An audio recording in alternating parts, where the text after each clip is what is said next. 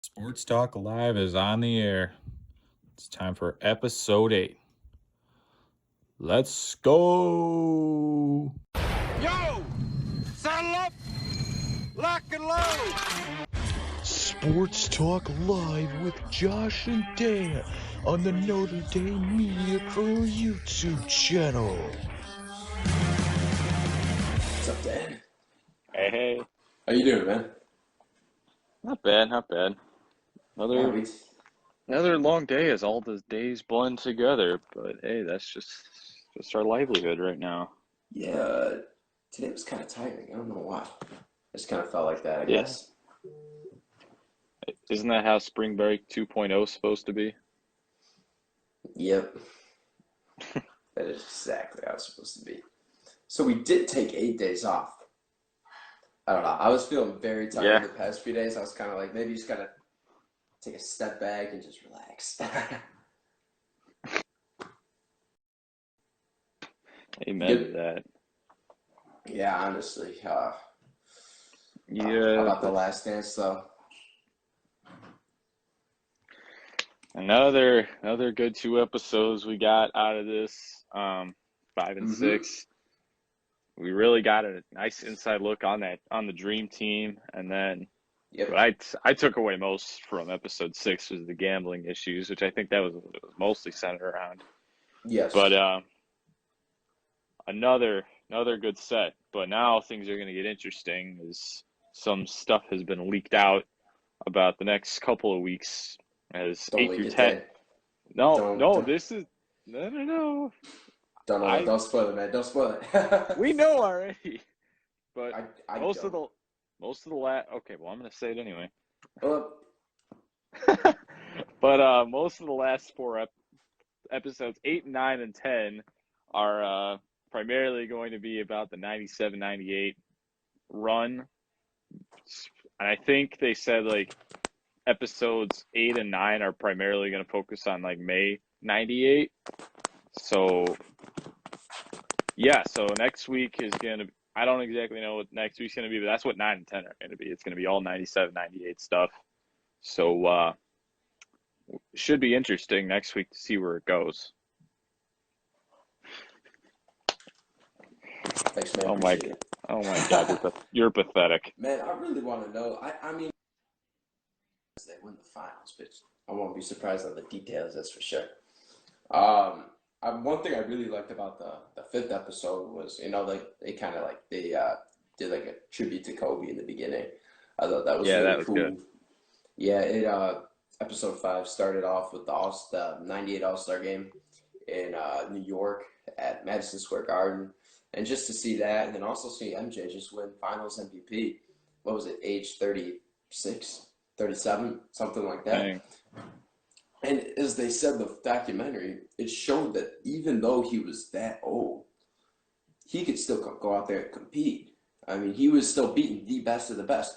Because back then, the All-Star game, it isn't like it is now where everyone just chucks threes and no one plays defense. Like, it was hard. Like, they would joke around on the benches, but they would go hard.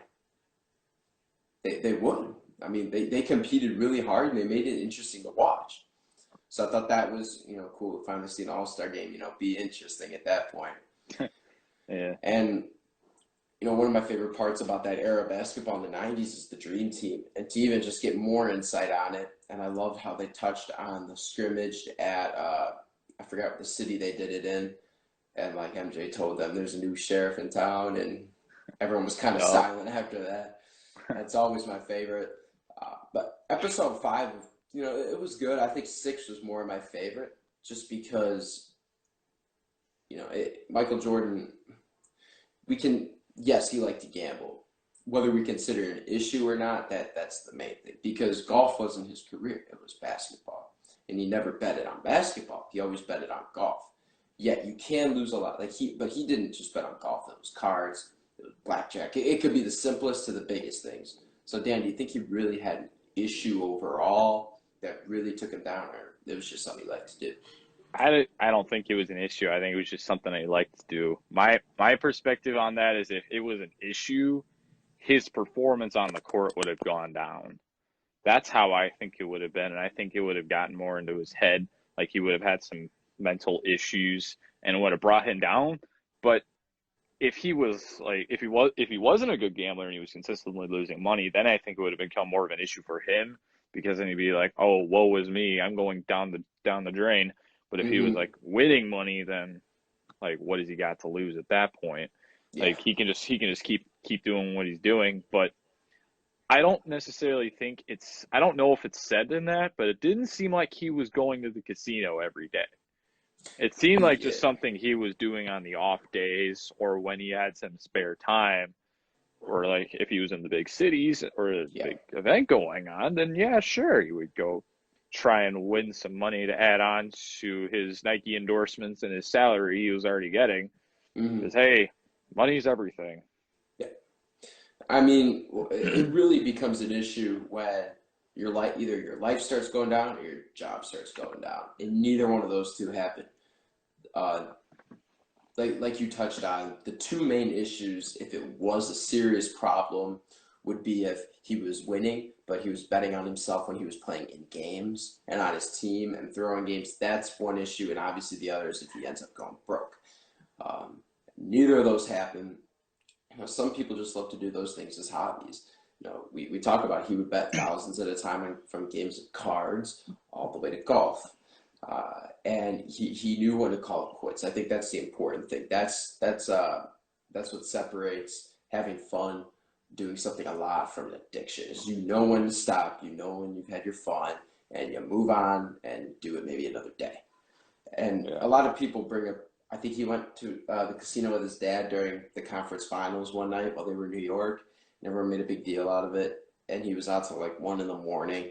I mean, first of all, those guys aren't going to bed so late that late too. They're probably thinking about the next game or reminiscing in the past about the one they just played. But it's almost like we touched on it. They're getting mad that he went out to gamble one night like that, and that he would bet on golf and cards, and even throwing quarters at the wall in the locker rooms with the security guards. We saw that part. But we're not going to get mad at Dennis Rodman for taking 60-plus hours in Vegas. And we're not getting overreactive about that. Do you get what I'm saying? Yeah. And that was in the postseason as well. So what's worse, going out gambling till 1 a.m. and you're still in the city where you have another game? Or you travel way out of the way to Vegas. God knows if you're coming back. Honestly, it's obviously the Vegas one.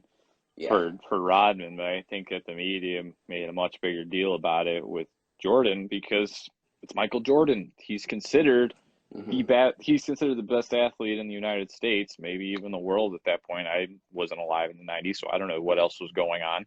Yeah. But it doesn't make sense to me that the Rodman thing doesn't get more attention because he was away from the team. Jordan was in the same city. Now, yes, he was out. He was in the same half of the country. Exactly. He was out till 1 or 2 in the morning doing who knows what. Yeah, obviously gambling, but I'm just using that as a metaphor. But Rodman was over in Vegas. No one knew what he was doing. There was no press attention with that until he got back, and people actually knew what the heck was going on with him. But with Jordan, just how much attention he received from something that was pretty harmless. Oof, I do not want to be him in that time because it was looking like it was completely draining on him. Yeah, I mean, he was still going out there, performing really well. And you brought up the one idea that legacy is on the line when we bring this up. Whereas Rodman, he was known as that type of guy. This legacy, he had this standard to live up to. He was the king of basketball, and he's going around throwing his money like that. But here's the thing: it's almost like college. College is a very work hard, play hard environment. If you get what I'm saying. Yeah. And Rodman lived up. First of all, Dennis Rodman lived up to that for sure. Work hard, play hard. 100% lived up to it.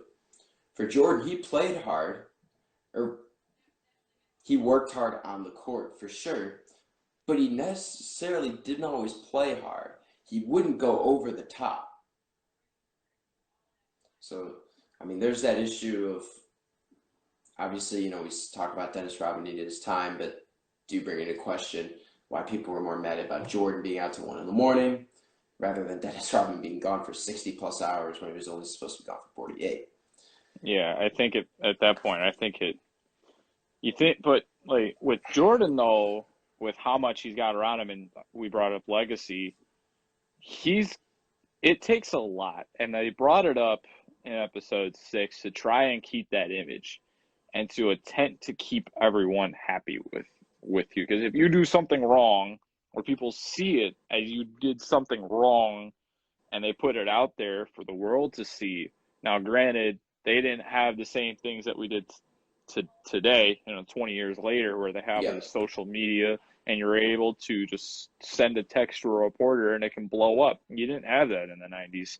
So, but it blew up. It blew up in his face.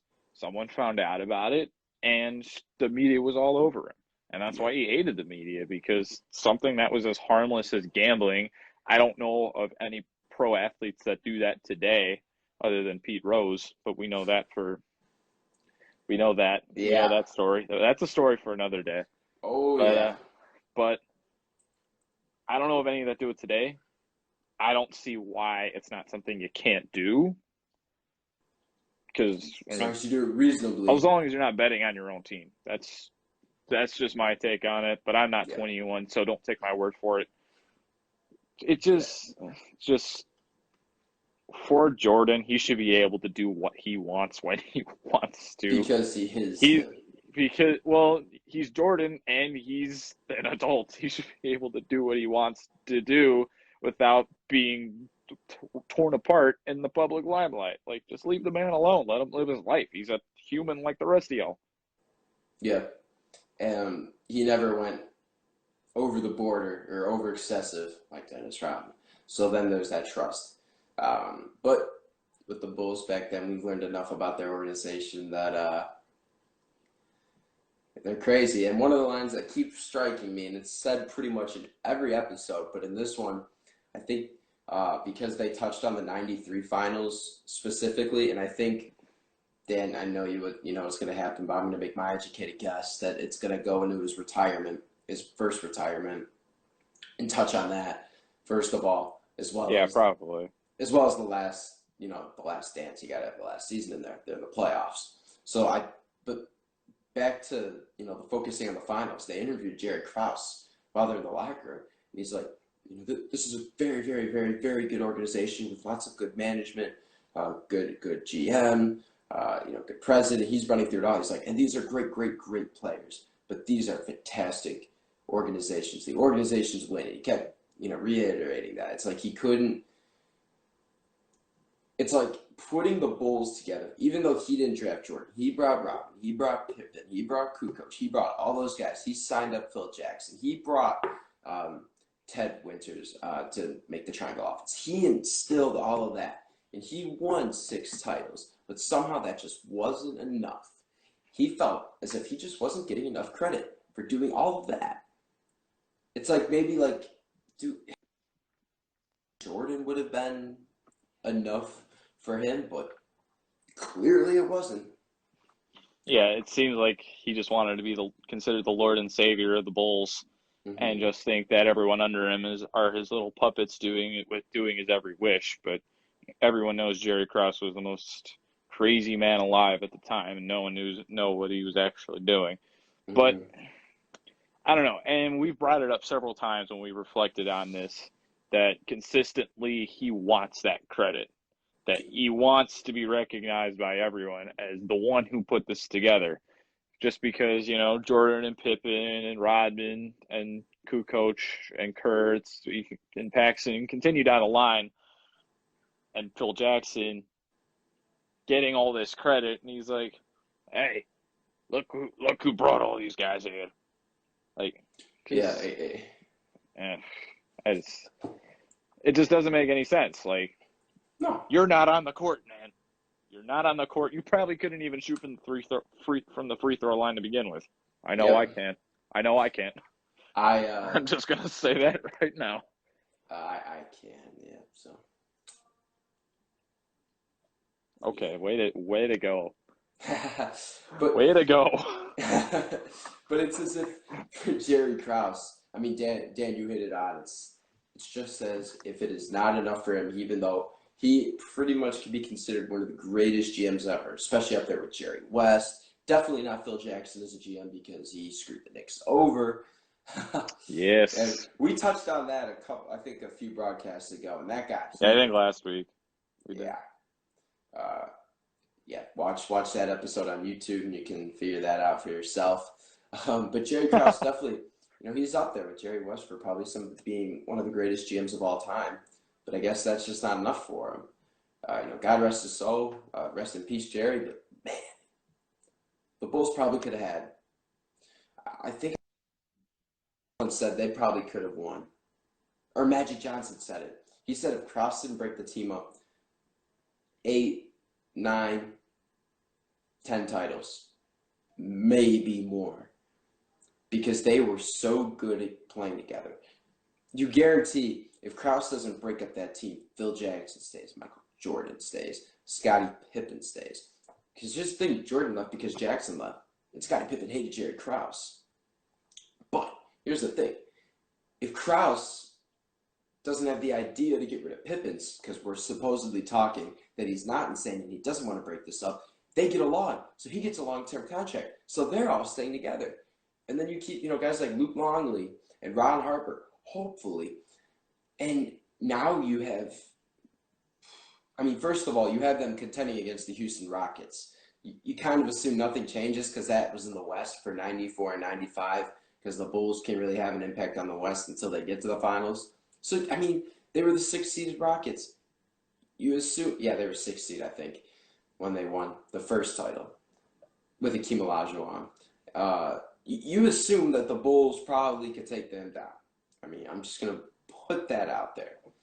And then it gets really interesting because Kobe Bryant once the Jordan era and the Pippen, all that ended.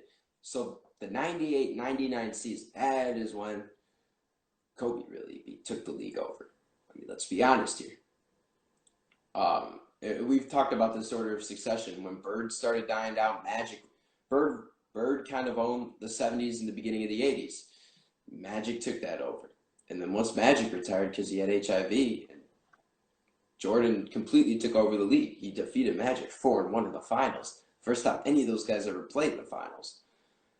And once Jordan had his second retirement, then it was pretty apparent that it was Kobe's league. And then once Kobe and Shaq teamed up, I think that would have been very interesting to see him and Jordan play together, since they had so much respect for one another. So if Krause doesn't break this team up, there is a possibility of looking at all those titles. That's what I think. But that could lead to our next topic. And I read this in the Sun-Times this morning. Dan, I didn't know if you knew this, but headed in to the so this is the 1997 draft. So this is actually the draft heading into the season of The Last Dance. Good old Jerry Krause doesn't like Scottie Pippen, right? Thinks of trading him so they can draft Tracy McGrady. Wow. I did not know that. I didn't either. But after we were going through this and I was reading up a little bit on it. The Bulls would not have gotten that 6th title. I don't believe they would have gotten it if you traded Pippen away. If you traded Pippen to the Raptors, no way. But just to confirm, he would trade Pippen to move up in the draft, correct? I just want to make sure I got that right. I think so. Okay. I'm gonna find out now. But I don't think though that they would have won it. I think but McGrady would have learned from pretty much from the best. Like, let's be honest here. And yeah. McGrady was taken 9th overall in that draft. Yeah. The Bulls took Keith Booth out of Maryland. Yeah, would they have the 30th pick? 28th. Oh, okay. Yeah, that's right. They didn't have the best record. Right. Yeah. Tracy McGrady. First of all, the main thing is you're breaking up that killer chemistry between Rodman, Pippen, and Jordan. And there was a hierarchy in there. And within the hierarchy, they were each the best of what they did. So Jordan's the king of the team. As a player, he is the king. He is the top scorer. And it just keeps going down. He is the leader. Everyone knows that. Scottie Pippen is his wingman. Scottie kind of does the dirty work. As you saw that one stat, I think, in one of the shows, Michael led the team in points that year, but Scottie led the team in assists, steals, rebounds, and on and on and on. So Scottie backed him up in that aspect. Then you got Dennis Rodman, who's doing your really dirty work on inside, getting those rebounds, getting under the player's skin. And that triangle worked so well for those three. They ran the show in those last 3 years that the Bulls were the Bulls. You had Tracy McGrady in there. Tracy McGrady isn't exactly a Scottie Pippen in the terms we're talking about. Maybe talent-wise, maybe not as good as Scottie Pippen, maybe as good, maybe a little better. But here's the main thing. Tracy McGrady is any team's Michael Jordan in retrospect. He is going to be the scorer. He is going to be the guy. For example, when the Rockets took Russell Westbrook, or when they traded for Russell Westbrook to go with James Harden, I was kind of a little bamboozled. I'm not going to lie. Because here you have James Harden, who doesn't pass the ball and drops 34 a game, right? And here's Westbrook, the guy that's going to get triple-doubles. How is that going to translate? And it actually translated pretty well this year. But that's the issue that you pose. Especially, Jordan's probably a hardo about getting the ball. Like, he wants it. Nobody's going to take it from him. It's his show. And a rookie ain't going to have a say in that for sure. So that chemistry is gone, and it just doesn't work in my opinion. And I don't know if they win a sixth champ. I think they do win a sixth championship later down on the line. It's not the 97-98 season. No, because Krause is going to find a way to because we still assume he's getting Jordan and Phil leave, which means Tracy McGrady gets a chance to own the Bulls pretty much. Then you kind of wonder, what happens, because the Bulls do end up getting Luol Deng, Kirk Heinrich, Ben Gordon, Joakim Noah. Joakim Noah the latest 8 years later. So does Tracy McGrady eventually run the Bulls in the future? I want to get your take on that. Do you think he can run the Bulls? I think that as long as Jordan stuck around and he had a guy to learn from, I think eventually he would have turned into Jordan's successor and try to turn into Jordan of the future once Jordan was gone. Yeah. And I think that if that deal went down, that would have been the goal, was to try and tailor him to become, to basically be Jordan 2.0 in that sense.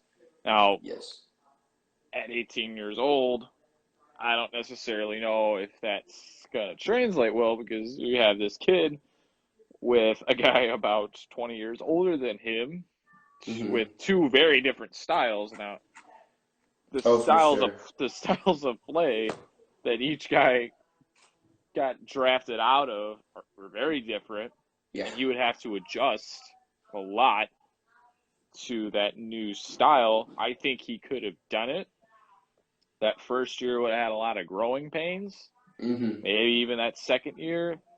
That third year, though, probably we'd start to see maybe like a tandem show between Jordan and McGrady working together and just steamrolling the competition. But that first year, 97-98, and maybe even 98-99, would not have been the same years as before. Yeah, and I think the aspect we also have to include, it's still labeled as the last dance. Phil Jackson is still getting the boot. Michael Jordan is still leaving because Phil is leaving. Dennis Rodman doesn't stay. So, yeah, I do think that first year's a fluke. And Tracy McGrady wasn't a rookie of the year type of guy. It took him a little bit to get into the league system. He averaged about 7 points his first year. 9 his second year, 15 his third year, about 26 and then 25 his fourth and fifth years. And then with Orlando, he was averaging 32 a game, which is, at that point, it was unbelievable to do that. So the main thing with him is it does take several years to develop that. And I think the issue you have when it takes a while to develop, and I see kind of how Toronto did it, I'm trying to look at it right now, but I have a feeling. When you average 7, 9, and 15 points and you're a rookie, they probably don't see things working out. So at that point, you kind of begin to wonder, is it a bust?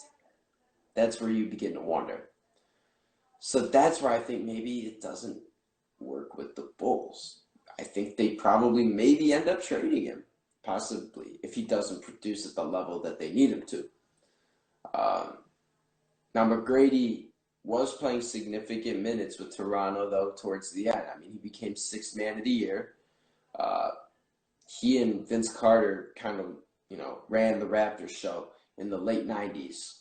But they couldn't get past, New York Knicks, especially. They got swept by the Knicks before the 2000-2001 season.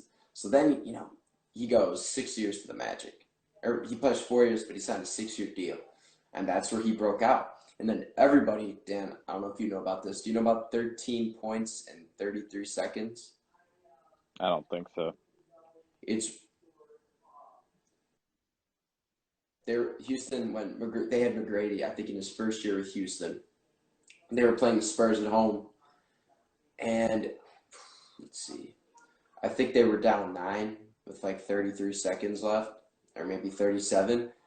And McGrady pulled off 3 threes and a 4-point play to beat the Spurs, all on his own. I'll text it to you tonight. It was something else. The broadcasters, they do a great job with it. I love it. But McGrady may have been able to change the environment for the Bulls, because in that point, after from Jordan retiring to Derrick Rose getting drafted, the Bulls were in a dark place. Not getting anything done, not winning, going through several head coaches. It was just not a good spot for the Bulls. And Dan, I like your optimism, with maybe McGrady bringing some hope. But if he does kind of what he did in Toronto, where he's not necessarily a big name guy, possibly ends up getting traded. We see that a lot, and then guys do blossom. I'm trying to think of some situations off the top of my head right now where that's happened. I'm trying to think. You know any? Not off the top of my head either. Let's see. Got drafted, weren't good, traded, and then blossomed. I mean, Andrew Wiggins, I guess. He kind of went from Cleveland to Minnesota, and he was pretty good. But there's lots of scenarios out there, and you kind of wonder if McGrady just fits into the average part of it and doesn't really do much.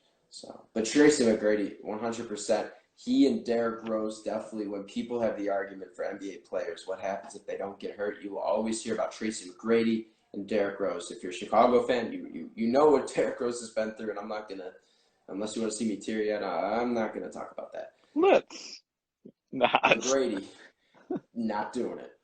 No.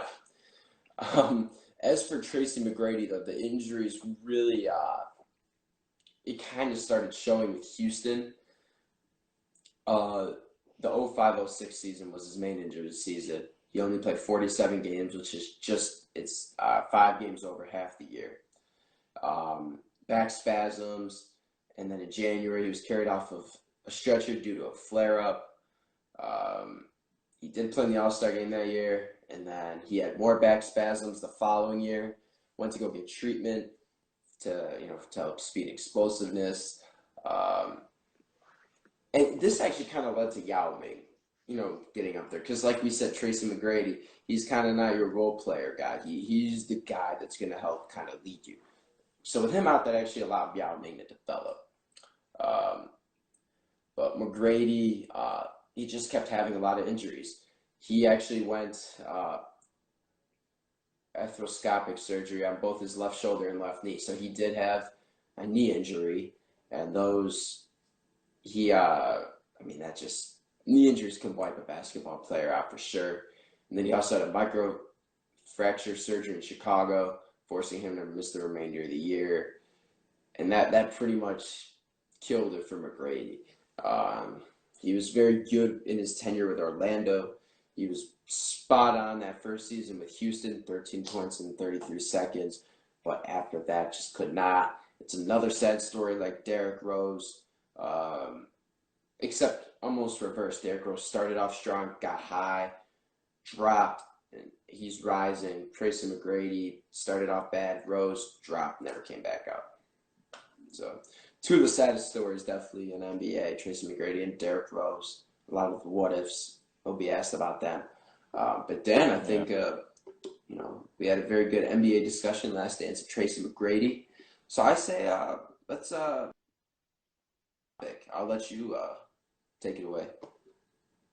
Kerry Wood. Yes, it is the anniversary.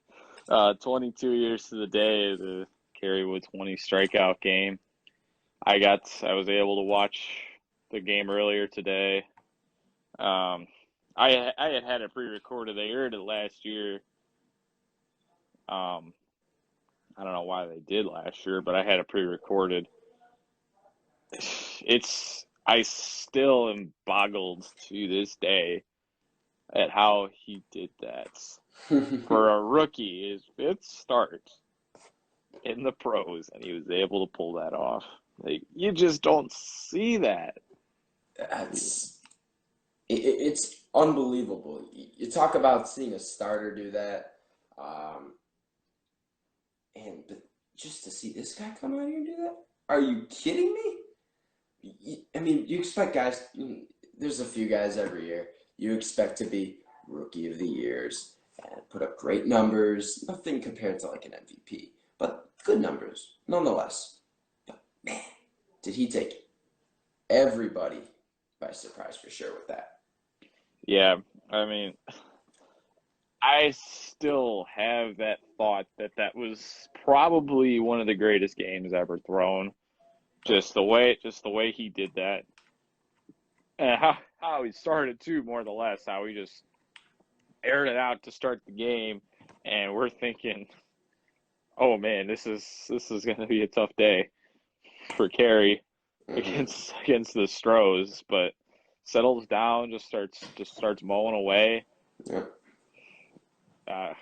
Man, just you think about it, just how it went down, and it just boggles you, because you just think that this is a guy who has only been in the big leagues for not even a month.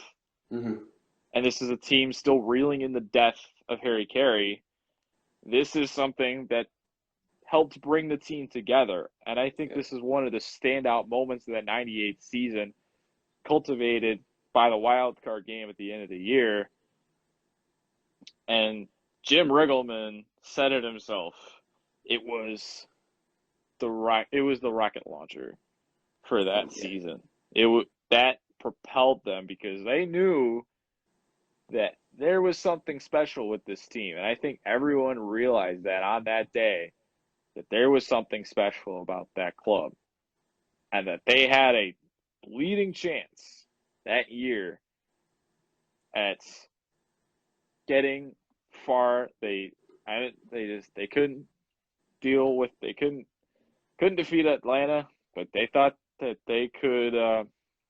They thought that they could make a run at the Braves that year with that club, with just how much prowess they had, because it was something that we hadn't seen since '84. It had been 14 years since Sutcliffe came over and pretty much pitched their way into the NL East Championship. Yep. Mm-hmm.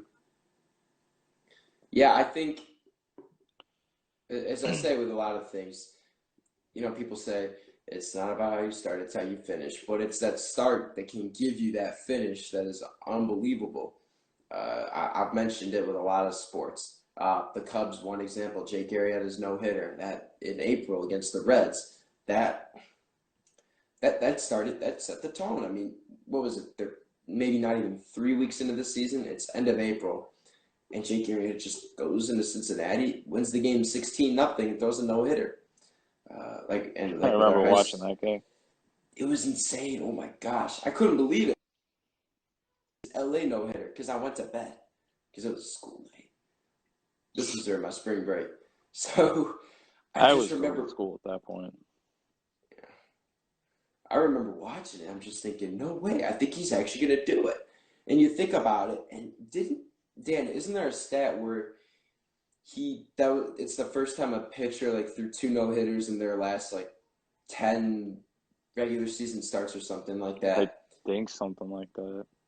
It was a low number for regular season starts at least, and it was unbelievable. But the main thing with the Kerry Wood game, he was averaging a 5.89 ERA, and he had allowed 15 hits and 12 walks through those first 4 games. So those numbers, those pose like 5th, 4th starter, maybe even like a pitcher that is lucky to make the cut for the top 5 pitchers to start. So to see those numbers and then him go out there and allow 1 hit and 20 strikeouts, unbelievable.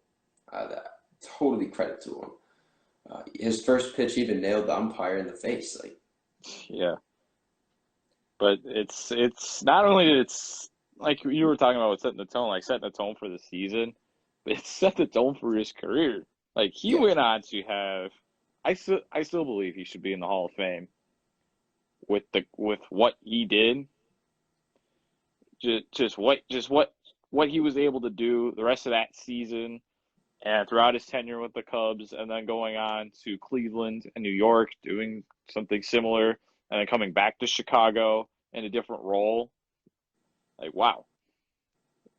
That's one heck of a career that man put up. And I do think that game told him that this is who I am as a pitcher. Those 4 games that I started beforehand were the growing pains. This is why I'm here. Mm-hmm. I totally agree with that. It's how you bounce back from it. And just to see him do that, it's unbelievable, for sure. Definitely a Cubs great. What's the rule for being in the Hall of Fame? You have to be retired for like 10 years or something? 5 years, and then you get 10 years on the ballot. I don't know if he fell off, though.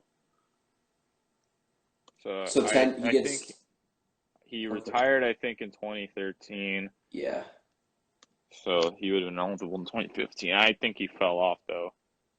The ballot?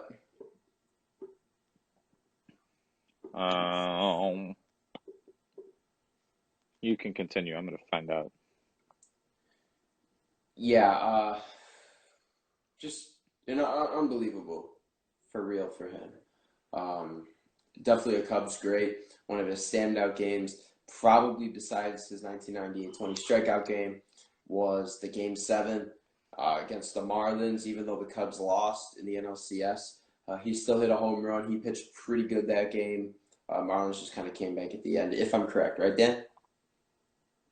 Say again? Game 7 against the Marlins, he did hit a home run, and he did pitch pretty good for the most part in that game. Yes. And he fell off the ballot in 2018, his first year eligibility. He only received 2 votes. Oof, that's rough. Him and Zambrano were both up, and then Sosa fell a little bit that year. But I don't know. He can still get in through the Veterans Committee. I think he should have some consideration in getting it. I mean, definitely one of the Cubs greats for pitchers. I think we might have a situation where it's Maddox and Jenkins both having 31 retired. I think Lester and Wood may have 34 both retired. Yeah.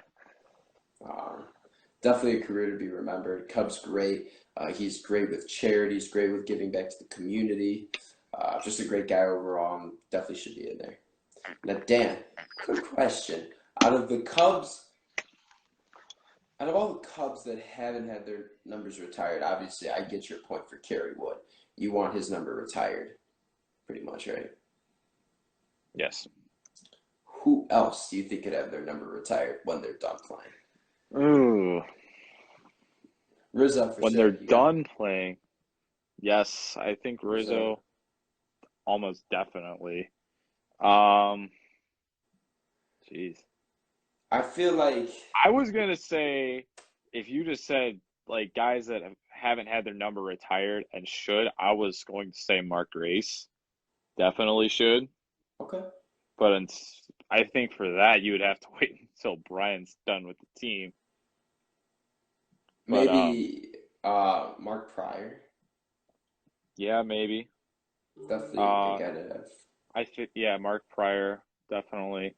Dawson. Yes. 8. I don't know why they haven't done it already. What number is it again? 8. Yeah. Take that from Ian Happ. All day. Yeah. All day. But yeah, as for the recent team, Rizzo's got to be put up on the flagpoles. Oh, yeah.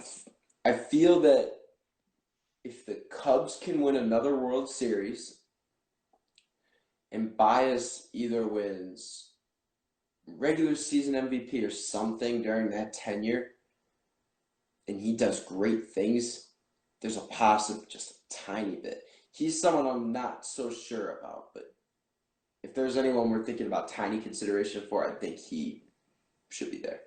Yes, I would agree completely with that.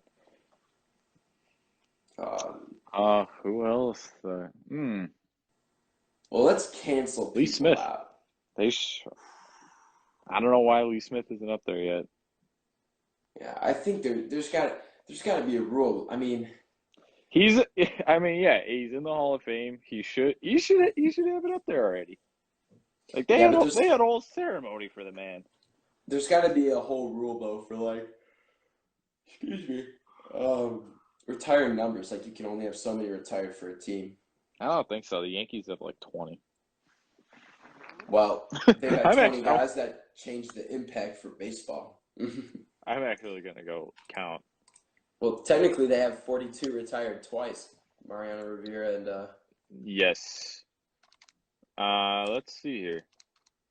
1, 2, 3, 4, 5, 6, 7, 8/9, 10, 11, 12, 13, 14, 15, 16, 17, 18, 19, 20, 21, 22. I was close. Wow.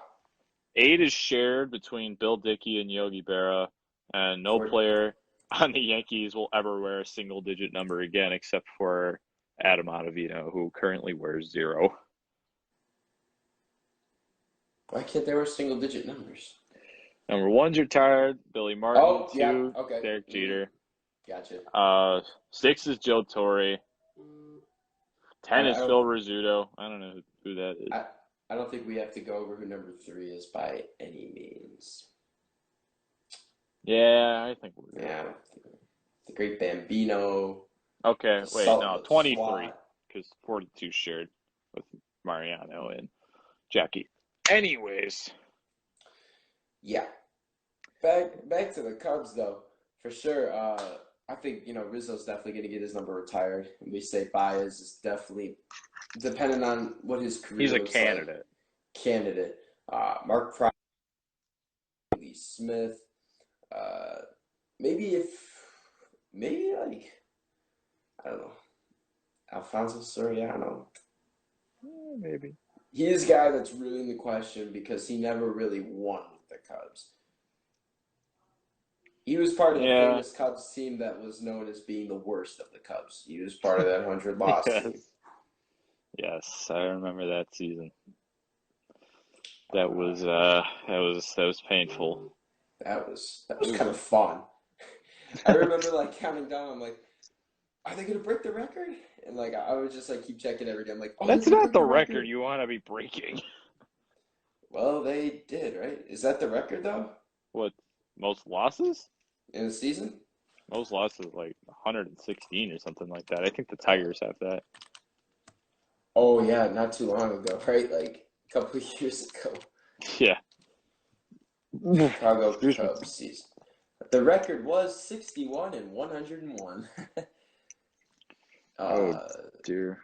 The last full season for Soriano, Cubs acquired Rizzo, Wood was acquired, Soler, Hendricks was acquired. So those guys, but the thing is the only guys that actually pitched/played were Wood and Rizzo. Hendricks didn't get any, he was still in the minors.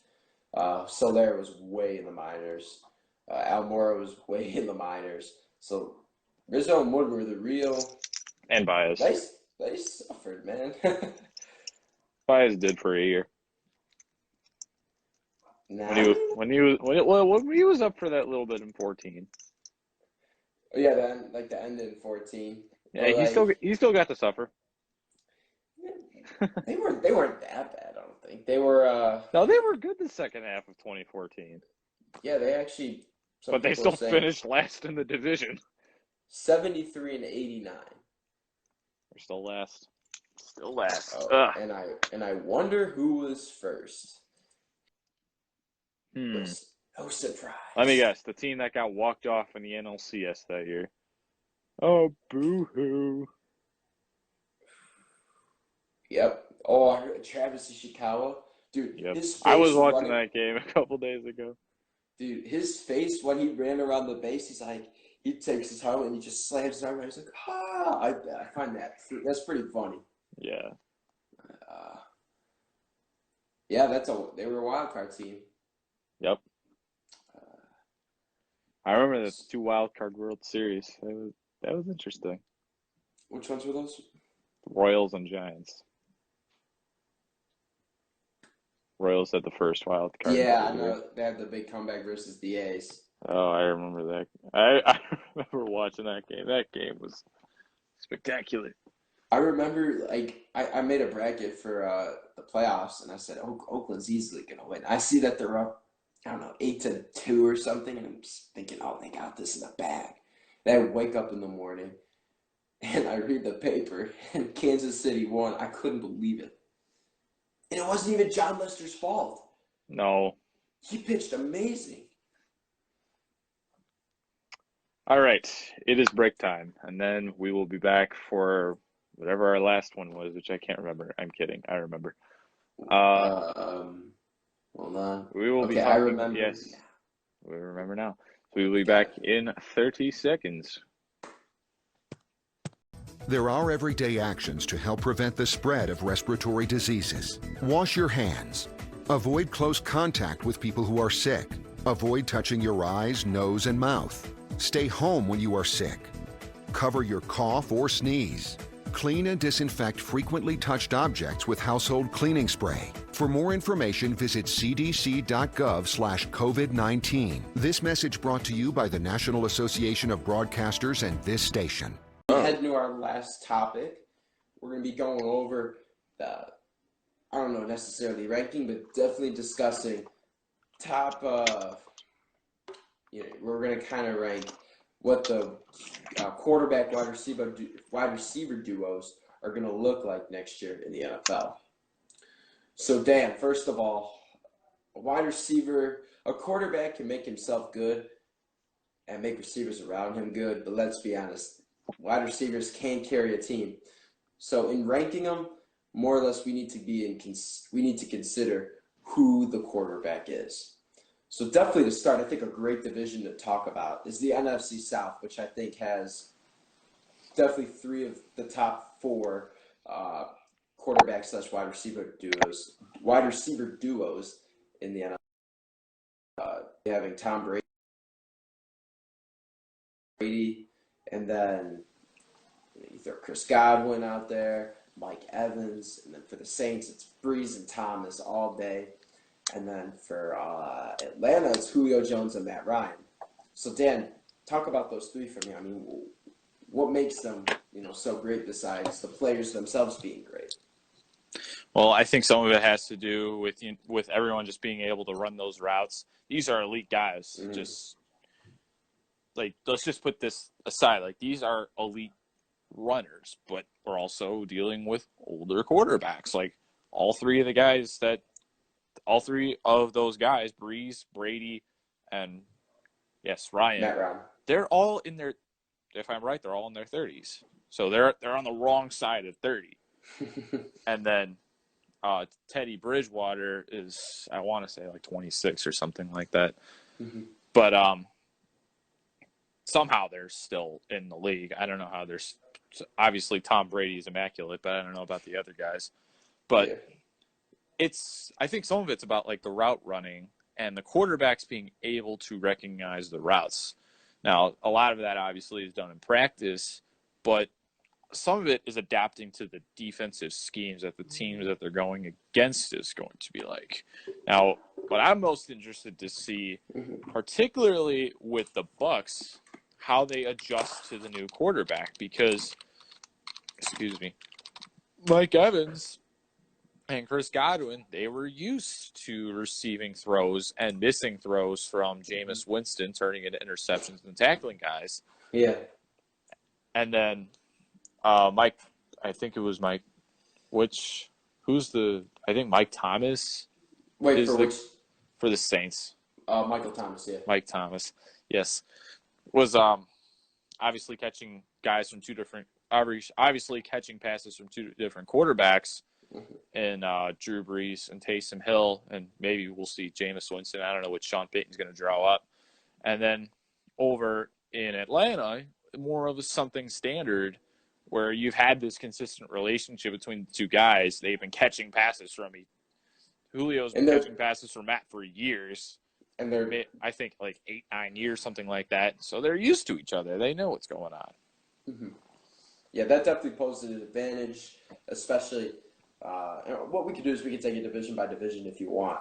So definitely when it comes to talent, you got to have Breeze and Thomas definitely up there, just because Ryan's getting older. Brady hasn't thrown to the Bucs before, and the Panthers, Teddy Bridgewater is, but if I don't know who DJ Moore is, it's probably not going to be good. And he's listed as their number one receiver. He's got Christian McCaffrey, but that's their running back. McCaffrey becoming like a dual threat guy now. He's most likely he's more of an APB at this point. For sure. They run 3 receivers in the tight end set. But as for the NFC South, I think that due to experience, Breeze and Thomas / Matt Ryan and Michael Thomas are going to have that advantage over Tom Brady. So as we'll stick in the NFC for this. As for the NFC West, lot of good quarterback, wide receiver duos there. Probably your main one is going to be Russell Wilson and Tyler Lockett. They've been through thick and thin together through that absolutely dominant performance at Super Bowl 48 and the Super Bowl that still has me questioning what absolutely happened against the Patriots. They've been through a lot, for sure. And I think they're definitely a very good tandem to think about. As for the 49ers, Jimmy Garoppolo is a great quarterback. He is still developing. They lost Emmanuel Sanders. So you're looking at Deebo Samuel, Kendrick Bourne, Brandon Ayuk. They're going to be that. I mean, you can pick from that pool who's kind of going to run that show. With LA, things are up in the air there. Jared Goff, he's starting to look like a Mitchell Trubisky in this aspect. Except they actually are dropping off at the same time as each other. So with the Rams, obviously losing Todd Gurley is not going to help Jared Goff by any means. So his guys are looking at Cooper Kupp, Robert Woods, Josh Reynolds. It's really up in the air for them. Their offense is not as dynamic as it was. And for sure, their defense is not going to be what it was, especially pretty much. Let's be honest here. Right now, we're looking at those 3 teams. Seattle's definitely holding that advantage, in my opinion. Oh, yes. Except for maybe the Kyler Murrays and Larry Fitzgerald / yes, sir. DeAndre Hopkins. DeAndre Hopkins is my favorite NFL player, and with Fitzgerald towards the end of his career, but he's still one of the best receivers out there, and DeAndre Hopkins probably being the best and most dynamic, spectacular receiver in the league, with an up-and-coming quarterback who was not bad last year, and he had experience with Larry Fitzgerald. I think it's up to Seattle and Arizona, but if we really look at who's on the team, it's definitely Arizona, in my opinion, if you want to elaborate. Yeah, I think if you want to figure out who's the best in the division, I think it's definitely between Seattle and Arizona. But, I think what's going to be most interesting is what happens with San Francisco and how that translates, especially into divisional battles between Seattle and Arizona. You're playing each team twice a year, and let's be honest, the 49ers have recessed in terms of talent compared to what the Cardinals have done and what the Seahawks have always done. Yeah. If you want to go down that route, more or less, because they're always in it every year. Because Russell Wilson's Russell Wilson. You say Russell Wilson, and you're like, oh, look at this guy. He's just that good. And Lockett, and then even DK Metcalf is a spectacular number 2 out of there. And then the possibility of Marshawn Lynch coming back. You have Chris Carson. Yep. You have whoever the other injured running backs that I can't think of right now. I think there's still Luke Wilson there. I think so. I mean, Seattle's got a lot of options. They got a lot of skill there. They got a lot of talent. And then what the Cardinals have done, they're in Arizona. The Rams have gotten thrown in the trunk. Yeah. Let's be honest. They are in the trunk right now. SoFi Stadium's not going to be very happy with them. But I think that the division – I know you said the division's kind of up to the Cardinals. I think it's up to – in my opinion, I think it's up to the 49ers because it's going to pretty much determine the fate of the rest of them, especially in the head-to-head battle. Especially in the head-to-head battles because the Cardinals and the Seahawks, especially on offense, are looking a lot better than the 49ers are right now. Mm-hmm. With the amount of guys that they're able to throw to. And that was the issue in the Super Bowl for the 49ers. They were just not able to really get the long ball going, and it hurt them. And then when Patrick Mahomes started slinging it, they have no comeback. They weren't able to defend it. Yeah. For NFC South, we got Breeze and Matt Ryan kind of running that show. Now we have Seattle and Arizona running the show in the West. Now the NFC North. This is where we're good. Yes. Definitely the worst is Matt Stafford and Marvin Jones. Just because there's actually tied for worst, I'm going to say, is the Bears. Whether Mitch Trubisky can connect with Allen Robinson or Nick Foles can make the connection and learn out how Allen Robinson plays the game, that determines pretty much who's not the worst, in my opinion. Yeah. We haven't seen Nick Foles throw to Allen Robinson. We haven't seen it. We've seen Mitch Trubisky throw. In 2018, I would take him as a top QB in the division. But after last year, I go by what I saw recently, and that's not good. Is Minnesota. Kirk Cousins, yeah, but it's really Adam Thielen that's going to name that. You're definitely losing so much with Stephon Diggs leaving. You're losing so much with Stephon Diggs that's going to leaving. be tough for Justin Jefferson to try and fill those shoes. And I know I kind of get what you're saying with the Bears getting brought down there, but see, this division is going to be interesting to see how it plays out, especially in Green Bay. Yeah. Where Aaron Rodgers is playing with and a chip on his Devontae shoulder. Adams. Yeah. And Devontae Adams has no help. Mm-hmm. No help.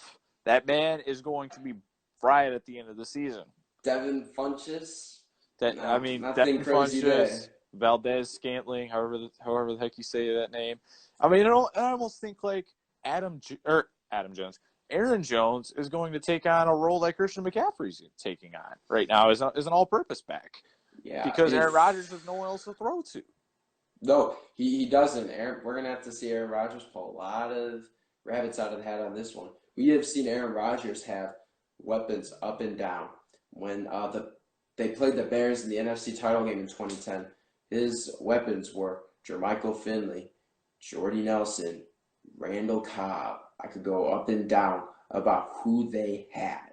When they had Randall Cobb and Devontae Adams even a few years ago as their duo, that's for Aaron Rodgers, that's just set up for dangerousness. It's like Tom Brady having Danny Amendola and Julian Edelman and Gronk. They were in the same position. So I do believe Rodgers is still the king of the North when it comes to the wide receiver quarterback duo. And the main reasons is Aaron Rodgers is Aaron Rodgers, and he's had that development with Devontae Adams. Minnesota's number 2 because, okay, look, I get it. Adam Thielen's a very good wide receiver, definitely one of the best in the league. But it's Kirk Cousins. The Bears is up in the question. Can Mitch Trubisky be what he was? Or will Nick Foles be able to work with those guys like he did? And then Marvin Jones is a big-name guy. So I think Aaron Rodgers takes a hold of the NFC North. NFC East. Boy, is that a mess. I thought the North was a mess. Lord, help me. We'll take it with what we know, and we're probably going to assume it's one of the best. Dak and Amari Cooper, they performed very well together. They're definitely at the top. I think if we look at Philadelphia, Carson Wentz, we get it. He was an MVP candidate a few years ago before having all his injuries. The main issue people talk about is, does he deserve the money he's getting? And that's a whole nother area for that. But Carson Wentz, he's not really performing as he should or live up to or like he did. So that kind of puts that all in question. I do believe, though, Dak owns the East, and Carson Wentz, whether you want to use Alshon Jeffrey or Deshaun Jackson as his number 1 receivers, he's still going to be second. Either way, I get it. Deshaun Jackson had Michael Vick. He was a great. And Alshon Jeffrey got to work with the most famous quarterback of all time, Jay Cutler. I mean, that's just a privilege right there. Yeah, let's be honest. There's no higher honor. No. It's a one-of-a-kind experience for sure. I do think, though, that the Giants, I'm not going to throw them in last because that situation in Washington has been in turmoil for a very, very long time. Daniel Jones is going to develop, that is for sure. But his main weapons right now are Sterling Shepard's probably his guy he's really, really going to have to work with. I forgot. Who did the Giants drafted a defensive guy, right? No, I drafted an offensive tackle. Okay, sorry. I don't remember who it was. I think it was Andrew Brown. Yeah, I think you're right, yeah. So Daniel Jones, still being new in this league, he has a great running back in Saquon Barkley. Obviously, whether it's going to be the main thing. But Sterling Shepard, not the main guy that you want to work with Daniel Jones, so I'll leave them at third. And obviously, last is the Redskins. Allen and Haskins, I mean, what's going on there? They got to figure that out. I don't even know who the receiving group is out of that. I don't think I know either. It's Jamison Crowder? Maybe. Think. Let me look. $10 to Jamison Crowder. I'm not Venmoing you. Jamison Crowder, please. Nope. Okay, you can't blame me for this one. Terry McLaurin. Oh my God. Steve Sims Jr. and Kelvin Harmon. Okay. I should have known that. I just played them in my Madden. I mean, right now, first of all, their wide receiver situation is way up in the air, as well as their quarterback situation. Will Alex Smith make the comeback? Because, Danny, have you ever seen the Joe Theismann injury? I should have watched the 30 for 30 when it came out. I haven't watched it yet. Alex Smith had the same injury on the same leg, on the same part of the field, on the same day Joe Theismann did. It's kind of weird. Should not have told me that because now it just spoiled my day. Oh, man. Oh, I feel bad because you didn't spoil The Last Dance for me, so I feel kind of bad. Don't spoil The Last Dance, though, because that's more important than this injury.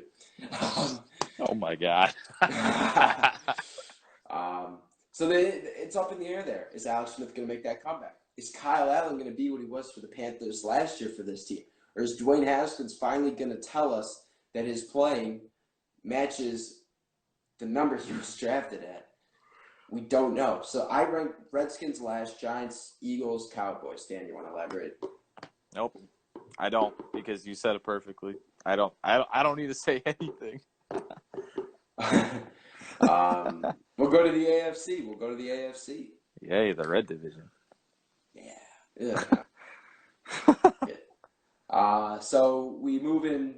We'll start with the NFC East. First of all, I think I could speak for a lot of people on this one. The top duo is going to be Josh Allen and Stephon Diggs. Yup. Bills Mafia, baby. It's going to be really cool to see if Josh Allen can finally come into his own. And Stephon Diggs, he's a great receiver, but maybe he could just take that next step towards becoming like a Randy Moss type of guy. I'm very, very excited to see if that happens, for sure. Yeah, I would agree completely. As for Patriots go, if they do plan on making Jarrett Stidham a starter, it's not a bad situation. Mohamed Sanu, Julian Edelman. They still have Dorsett, right? Philip Dorsett. No, that was me just saying the wrong name. No, the receiver. No. So who's their third receiver? I think they play 3-1. N'Keal Harry. Oh, yes. I thought they still had Dorsett on the team. I don't know where he is. Maybe we'll find him when I'm going through depth charts or something. Okay. So obviously Jarrett Stidham,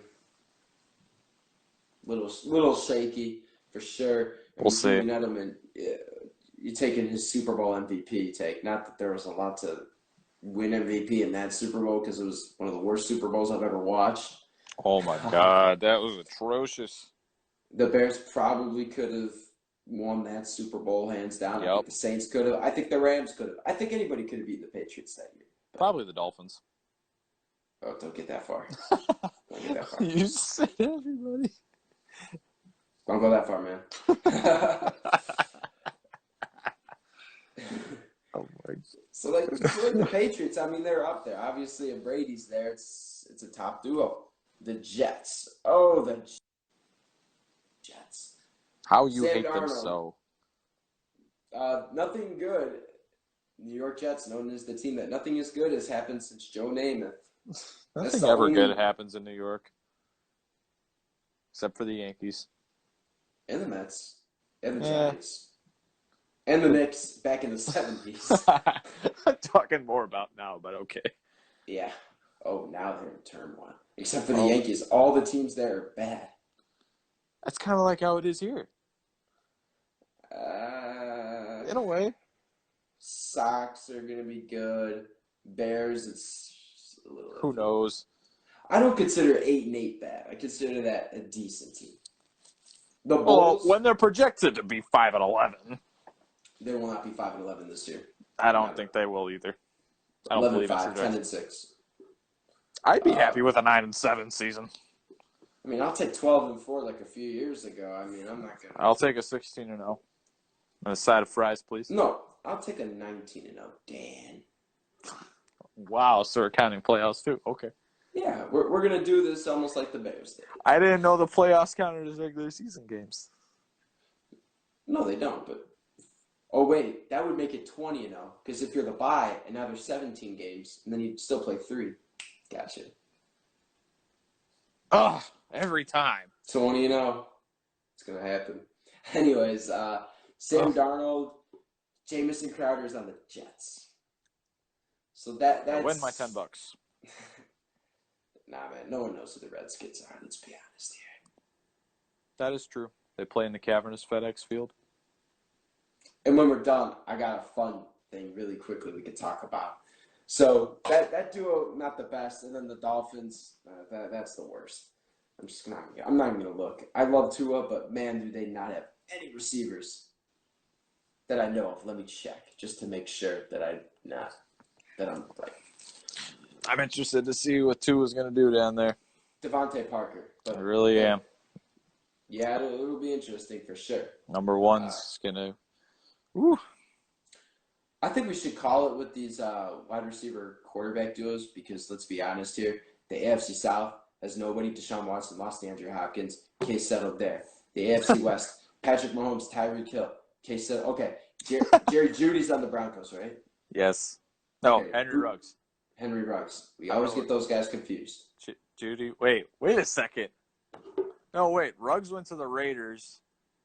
Judy went to the Broncos. CD went to the Cowboys. Gotcha. There we go. So, still the best in that one, Patrick Mahomes. The Chargers, Tyrod Taylor. I don't got to say anything else about that. And now if we go to the AFC North, even the Ravens, it's not the best. They got Lamar. They don't have receivers. They got running backs, but they don't have receivers. Cleveland. Yeah, they got Lamar and they got Ingram. Mark Ingram. With the North, the deal is, I think A.J. Green and Joe Burrow could be a very good combo. Ben Roethlisberger doesn't have anybody. Cleveland has Odell/Jarvis Landry to go with. Baker Mayfield, but that may not even develop because it didn't really do anything last year. Odell's toxic. I stand my point with that. So, overall, Dan, I want to hear what do you think the best receiver duo with quarterbacks is in the entire league? Oh, jeez. It's Patrick Mahomes and Tyreek.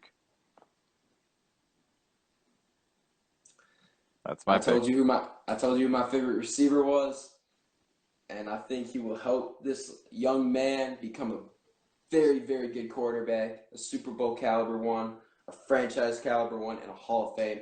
I think the Kyler Murray, Deandre Hopkins duo is going to dominate the AFC West. No defense. If Hopkins isn't open, Fitzgerald will be. If Fitzgerald won't be open, Hopkins will be. I'm sticking with it. I'm going to buy a Hopkins t-shirt when all this – I'm Fanatics because they're selling everything for free, basically. 65% off sale tonight if you want to do that. Really? Yeah, it's only for like a few Whoa. hours. 65% off, yeah. Site-wide. I'm going right after this, man. Whoa. I'm actually going to go on right now and see what the time is for that. But I'm going to stick with DeAndre Hopkins and Kyler Murray. Now, Dan, obviously, in MLB, I think we can all agree on the team that absolutely just makes the league look awful. I want to hear what team it is because I think we're going to agree. The Marlins. Yep. So, Dan, if you had to pick, who is the Marlins for the NHL? Who's the Marlins for the NBA? Well, I think we know the answer for the NBA because I'm going to scream it at the top of my lungs. Do it. The Knicks. It's the Knicks. It is the Knicks. I don't care that they have Kevin Knox. I don't care that they're interested in Chris Paul. I don't care they have RJ Barrett. They're such a disappointment.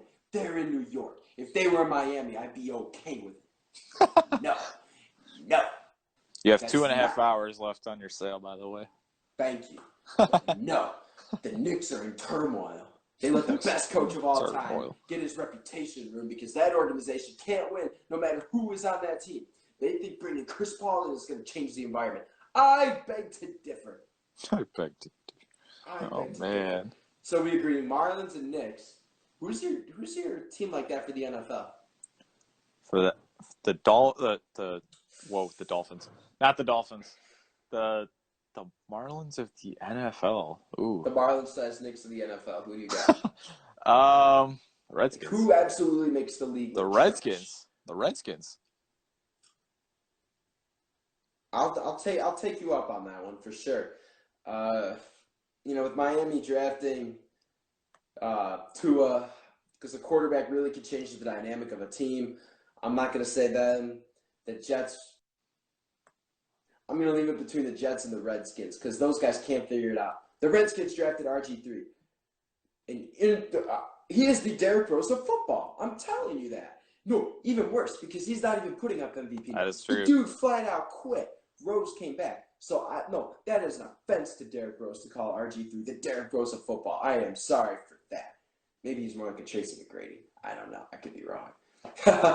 But, yeah, I agree with you for that. Redskins or Jets definitely make the NFL look bad. In the NHL, this is a good one.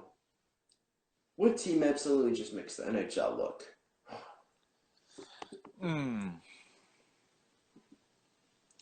I definitely, I'll put this out there because we'll knock out 6 teams right away. I don't think the original 6 teams make the NHL look bad. The Blackhawks, Canadiens, Leafs, Rangers, Bruins, and Red Wings. Yes, the Red Wings are the worst team in the league right now, but I don't feel that those 6 teams can really – I feel that it just can't affect the league like the Knicks and Marlins and Redskins/Jets, the turmoil they've created.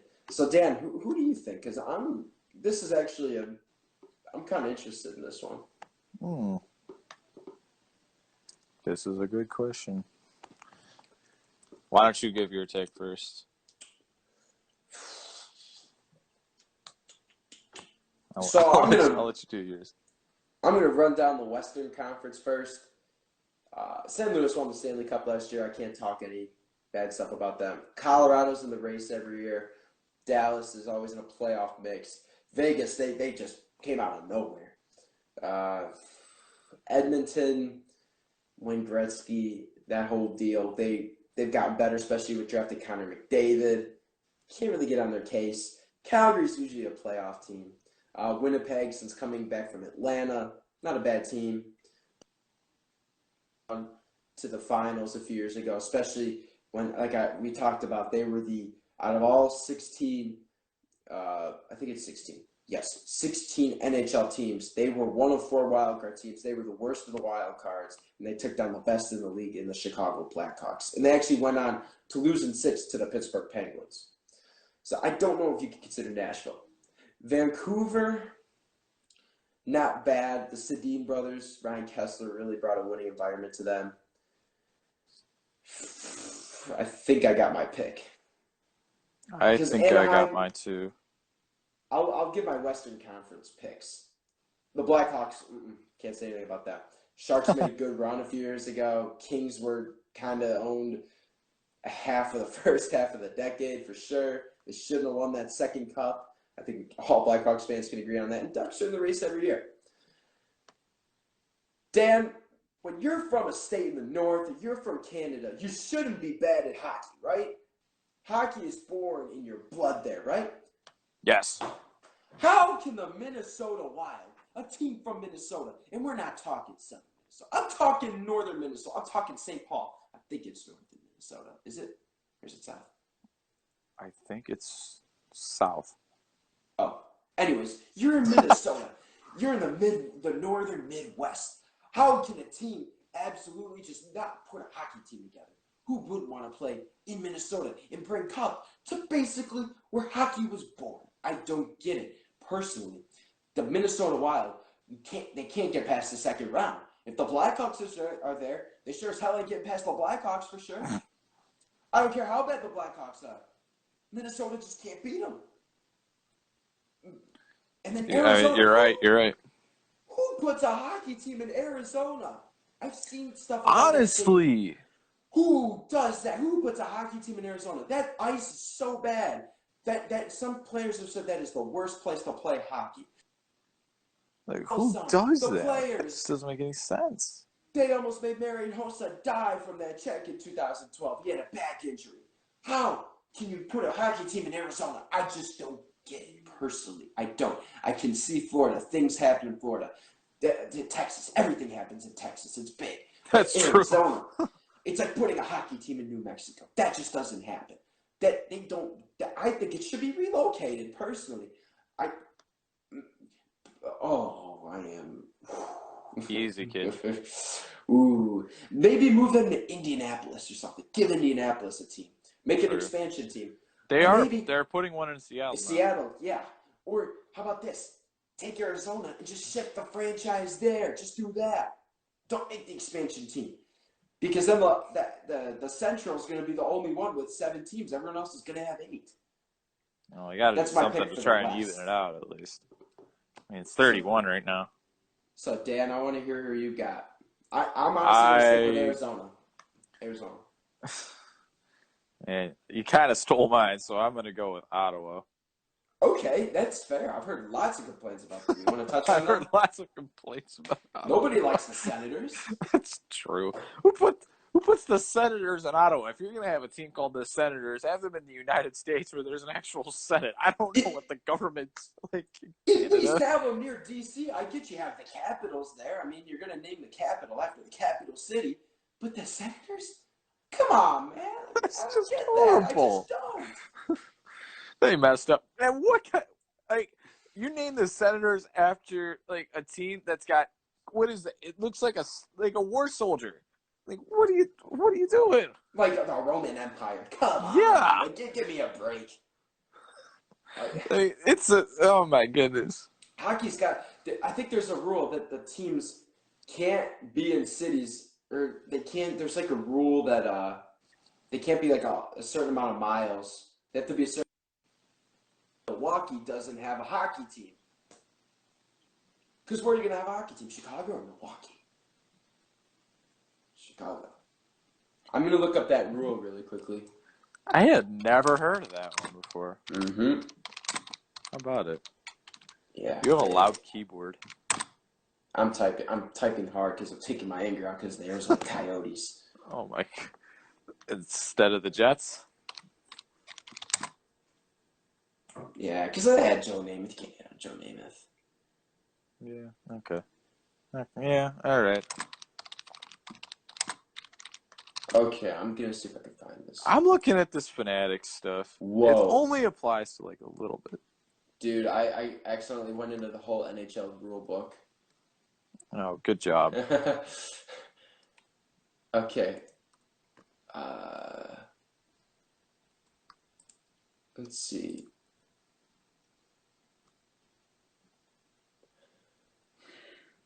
Did you find it? I'm still looking. Oh, the effective distance from NHL to... No. Okay, I'm looking at a map of NHL teams. So, obviously, if you have two teams... Obviously, if you have Anaheim... Obviously, if you have the Kings and the Ducks, that's different. And obviously, the Islanders and Rangers and... Devils. They're all... What are they? They're all grouped in there. Yeah. Devils are in Newark. Islanders are in Brooklyn. They play where the Nets play, Barclays Center. And then Rangers are at Madison Square Garden since they're the long tenure hockey team there. Now, this is what I really don't get.